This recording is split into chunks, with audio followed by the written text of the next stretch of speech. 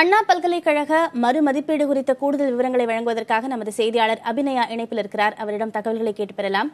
அபிநயா, அண்ணா பல்கலைக்கழகத்தில் மறுமதிப்பீட்டுக்கான நடைமுறை என்ன? விரிவாக சொல்லுங்க. இந்த மறுமதிப்பீடு என்பது விடைத்தாளில் சந்தேகம் இருக்கும் மாணவர்கள் அதற்காக விடைத்தாளை கேட்டு விண்ணப்பிக்கலாம். பொதுவாக இந்த விடைத்தாள் திருத்துபவர்களை பொறுத்த வரைக்கும் அவர்களுக்கென்று அந்த நியமிக்கப்படும் அந்த திருத்துபவர்கள் யார் என்பது குறித்து அந்தந்த துறையைச் சேர்ந்த ஹெச்ஓடிக்கள், அதாவது துறை தலைவர்கள் முடிவு செய்வார்கள் என கூறப்படுகிறது. அதாவது அந்த வினாத்தாளை யார் செட் செய்கிறார்களோ அவர்களே திருத்துபவர்களாகவும் இருப்பார்கள். அப்படி இருக்கும் பட்சத்தில் தான் அது குறித்த அறிதல் முழுவதுமாக இருக்கும் என்ற காரணத்தினால் இப்படியான ஒரு நடைமுறை பின்பற்றப்படுவதாக அண்ணா பல்கலைக்கழகம் தரப்பில் தெரிவிக்கப்படுகிறது.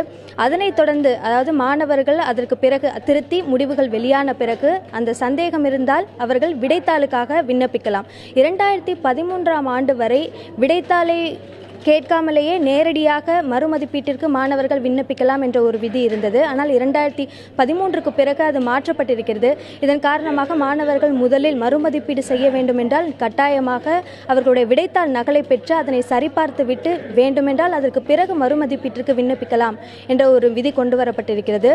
இதன் காரணமாக முதலில் விடைத்தாள் நகல் பெறுவதற்கு 300 ரூபாய் செலுத்த வேண்டியிருக்கிறது. மீண்டும் அதற்கு பிறகு 400 ரூபாய் செலுத்த வேண்டியிருக்கிறது மறுமதிப்பீட்டிற்கு. இது இரட்டிப்பாகிறது என்று மாணவர்கள் தெரிவிக்கின்றனர். ஆனால் பல்கலைக்கழக தரப்பில் தெரிவிக்கப்படுவது என்னவென்றால் மறுமதிப்பீட்டில் மாற்றம் இருக்குமா இருக்காதா என்ற ஒரு சந்தேகத்தோடையே மாணவர்கள் நேரடியாக மறுமதிப்பீட்டிற்கு விண்ணப்பிக்கக்கூடிய ஒரு சூழல் தவிர்ப்பதற்காக இந்த முறை கொண்டு வரப்பட்டிருப்பதாக தெரிவித்திருக்கிறார்.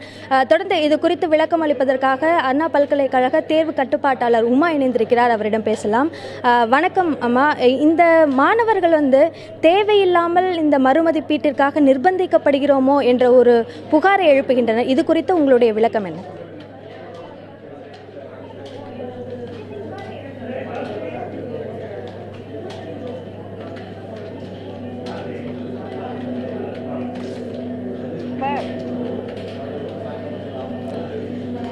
வணக்கம் உமா அவர்கள்.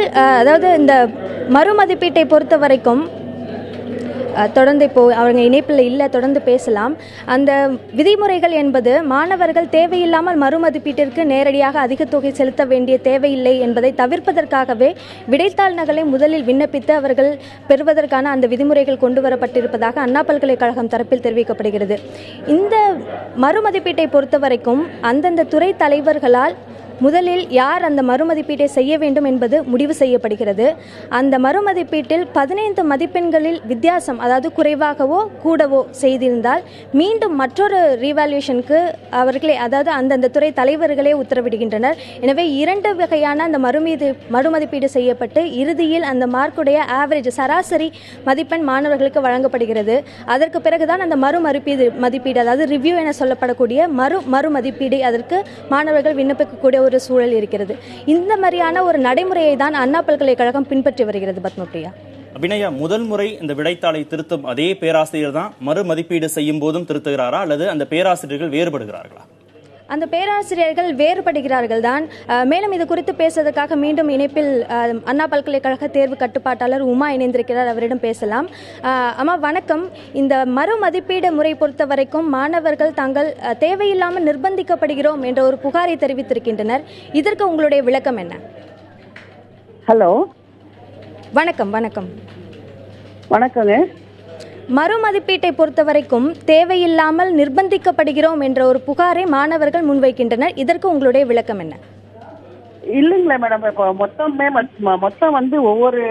எங்களுக்கு ஒவ்வொரு செமஸ்டர்லயும் எங்களுக்கு மொத்தமே 50 to 60 lakhs ஸ்டூடெண்ட்ஸ் தான் அப்ளை பண்றாங்க. சரி, ஹலோ, சொல்லுங்க, தொடர்ந்து சொல்லுங்க. இல்ல சாரி. ஹலோ, சொல்லுங்க உமா அவர்கள், நீங்க இணைப்புல இருக்கீங்க, உங்களுடைய விளக்கத்தை சொல்லுங்க. Total number of students less than 8 lakh students தாங்க அண்டர் கிராஜுவேட். சரி, அதுல எங்களுக்கு இப்போ மொத்தம் பாத்தீங்கன்னாக்கா லெஸ் தேன் 1 lakh ஸ்டூடெண்ட்ஸ் தான் அப்ளை பண்றாங்க. ரீவாலுவேஷன்ல அப்ளை பண்ணிட்டு அதை டைரக்டா எல்லாரும் அப்ளை பண்ண முடியாது. முதல்ல போட்டோ காப்பி அப்ளை பண்ணிட்டு அதுக்கப்புறம் தான் ரீவாலுவேஷனுக்கு அப்ளை பண்ணுவாங்க. போட்டோ காப்பில வந்து அவங்களுக்கு ஓகேவா இருந்தா மட்டும்தான் காலேஜஸ்ல அப்ளை பண்ணுவாங்க. அண்ட் த்ரூ காலேஜ் தாங்க அப்ளை பண்ணணும். இப்போ 1,00,000 மாணவர்கள் தான் விண்ணப்பிக்கிறார்கள் என்று, அதாவது மொத்த மாணவர்களோட எண்ணிக்கையோடு ஒப்பிடும்போது 1,00,000 என்பது குறைவாக இருக்கலாம். ஆனால் 1,00,000 மாணவர்கள் விண்ணப்பிக்கக்கூடிய அளவிற்கு அந்த வர்றதில்லைங்க.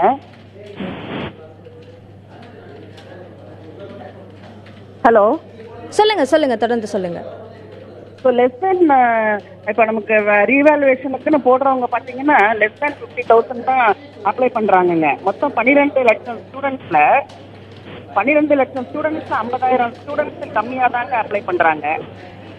ஸோ அதனால வந்து அது நீங்கள் சொல்கிற அமௌண்ட் எல்லாம் வந்து ரீவேல்யூவேஷன்லையோ இல்லை வேல்யூவேஷன்லையோ கிடையாதுங்க.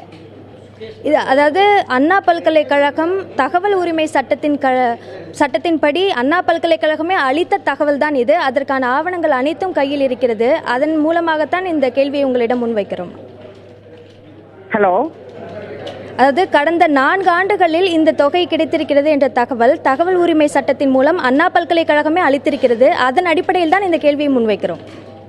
ஆமாங்க மேடம். நாங்கள் வந்து இப்போ நம்ம ஸ்டூடெண்ட்ஸ் நம்பர் ஆஃப் ஸ்டூடெண்ட்ஸ் ஸ்ட்ரெங்த்தே நம்மளோட அட்மிஷனே அவ்வளோதானுங்களே. அண்டர் கிராஜுவேஷனில் வந்து ஸ்டூடெண்ட் ஸ்ட்ரெங்த்தே வந்து 1.5 lakhs தாங்க பர் இயர். அது 4 செமஸ்டர்களை சேர்த்து சொல்கிறோம். அதாவது மொத்தம் 8 செமஸ்டர் தேர்வுகள் 4 ஆண்டுகள். அதாவது நவம்பர் டிசம்பர் மாத பருவத் தேர்விலிருந்து 2016 ஏப்ரல் மே பருவத் தேர்வு வரை இருக்கக்கூடிய அந்த தகவல் சொல்கிறோம். அது இப்போ கணக்கு மாணவர்கள் குறைவாக எண்ணிக்கிறார்கள் அது விஷயம் அல்ல. இப்பொழுது அந்த ரீவேல்யூஷனில் இவ்வளவு மதிப்பெண் வித்தியாசத்தை மாணவர்கள் காண்பதற்கு என்ன காரணம்?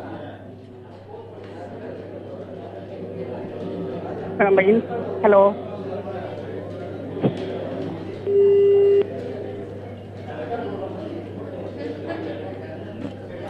தொடர்ந்து தகவல் உரிமை சட்டத்தின் மூலமாக அண்ணா பல்கலைக்கழகத்திற்கு கடந்த 4 ஆண்டுகளில் எவ்வளவு தொகை கிடைத்திருக்கிறது என்பது குறித்த தகவலை தொடர்ந்து பார்க்கலாம்.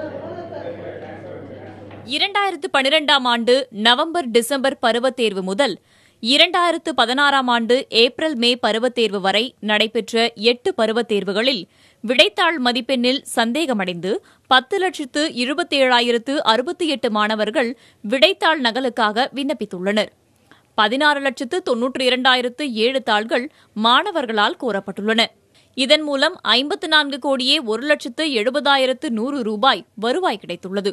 இதேபோல் மறுமதிப்பீட்டிற்கு 11,64,409 மாணவர்கள் 17,90,670 தாள்களுக்காக விண்ணப்பித்துள்ளனர். இதன் மூலம் 71,62,68,000 ரூபாய் வருவாய் கிடைத்துள்ளது. இதேபோல மறுமதிப்பீட்டிற்காக 22,930 தாள்களுக்காக 19,793 பேர் விண்ணப்பித்துள்ளனர். இதனால் 6,87,98,000 ரூபாய் வருவாய் கிடைத்துள்ளது. 4 கல்வியாண்டுகளில் 8 பருவத் தேர்வுகளால் மறுமதிப்பீடு நடைமுறை மூலம் அண்ணா பல்கலைக்கழகத்திற்கு கிடைத்த தொகை 132,64,23,100 ரூபாயாகும். புதிய தலைமுறைக்காக செய்தியாளர் அபிநயா. தகவல் உரிமை சட்டத்தின்படி நமக்கு கிடைத்திருக்கும் அந்த தகவலின் அடிப்படையில் கார்த்தி நடராஜன் என்ற முன்னாள் மாணவர் விண்ணப்பித்த அந்த தகவல் உரிமை சட்டத்தின் மூலம் நமக்கு கிடைத்திருக்கும் அந்த தகவலின் அடிப்படையிலான விவரங்களைத்தான் பார்த்தோம். இந்த தகவலின் அடிப்படையில் அண்ணா பல்கலைக்கழகத்திற்கு கடந்த 8 பருவத் தேர்வுகளின் மூலமாக 133 கோடி ரூபாய் கிடைத்திருக்கிறது. இது குறித்து அண்ணா பல்கலைக்கழக தேர்வு கட்டுப்பாட்டாளர் தெரிவிக்கும் பொழுது முறையாக விதிகளை பின்பற்றித்தான் அந்த மறுமதிப்பீடு செய்யப்பட்டிருக்கிறது என்ற ஒரு விளக்கம் அளித்திருக்கிறார். இருந்தாலும் இந்த மாதிரியான விஷயங்களில் பல குறைகள் நிவர்த்தி செய்யப்பட வேண்டும் என்ற கோரிக்கை பல தரப்பிலும் இருந்து முன்வைக்கப்பட்டு வருகிறது. தொடர்ந்து கார்த்திகேயன்.